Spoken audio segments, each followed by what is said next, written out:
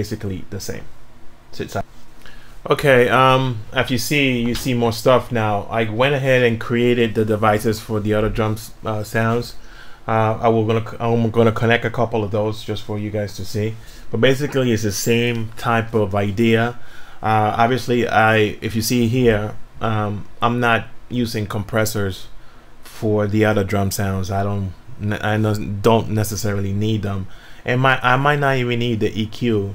So most of the time the EQ will be in bypass or flat, or the EQs was just gonna ensure that I am filtering those frequencies that that particular sound set shouldn't have. So at this particular point, if you notice, I minimized the ones that we did, the kick EQ, the kick compressor. Obviously those are different because those are using their audio merger.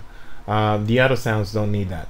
So for example, I did it for the additional kick and additional snare. So let me do now for the hats.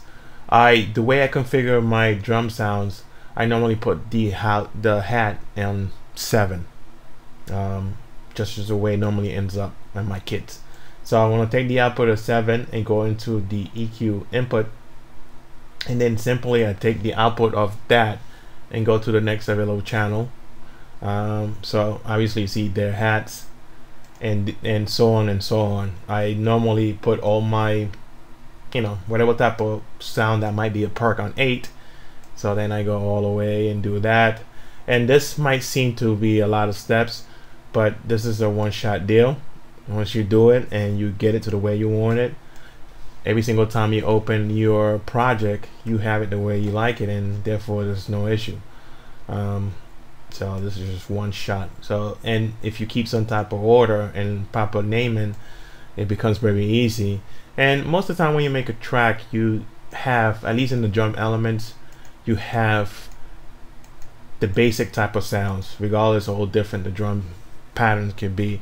There are basically the same type of sound. You have some type of heavy sound, some type of light, snappy sound, and then you have a higher type of sound. So normally those all are in this particular spectrum. So I will leave, obviously, again, I would have the subtraction frequency set up already.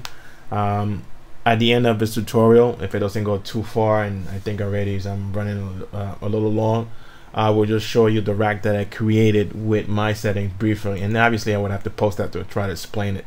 So anyway, this rack is, for me, from now, for the purpose of the tutorial, it's done. So basically I have my processing, and at the end of the day, all the sounds go up here, so you can tweak it here. You can tweak their your ways equalize. Obviously you guys know how to use a redrum. I can hide the devices, and one thing that I didn't do here, I'm gonna flip it, turn it over. I want to make the output of the drum track also 2 channels. So I'll do hard left or right.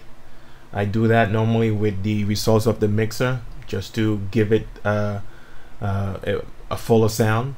So at the end of the day, I can control the total volume of my drums here, as this is the last stop before it actually gets to the combinator. So at this particular point, I can minimize that, and what happens after this is pretty easy. You put another mixer.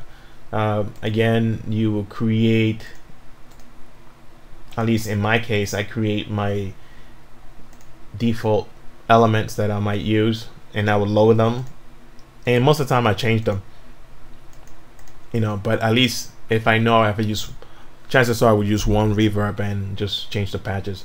Call this instrument, or we can just call it STR mixer.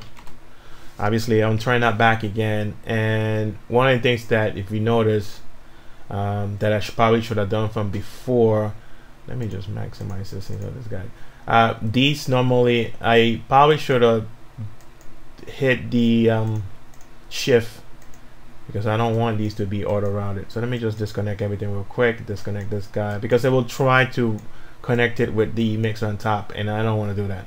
I basically want to set it up by itself. That's why I selected it. So it's that simple. Okay, so that's what I want.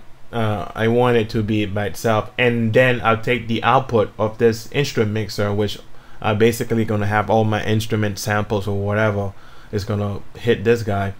I want the output to go to the master mixer, which is this guy, and then I will also do left and right and go back here. So now I have control of my, turn it around, I have my musical mixer or my instrument mixer, and at this point, this is where you would go ahead and create a tour and do whatever.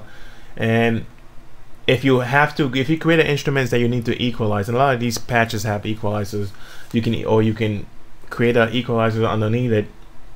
Let's pick a different equalizer, and you can equalize the sound directly, or you can select two of these and then combine it and make it a combinator. Combinator is great because it actually makes it easier to look, and you can hide. I've delete this because I don't start with a default set of instruments. I normally only set the point in which I can start and make the beat.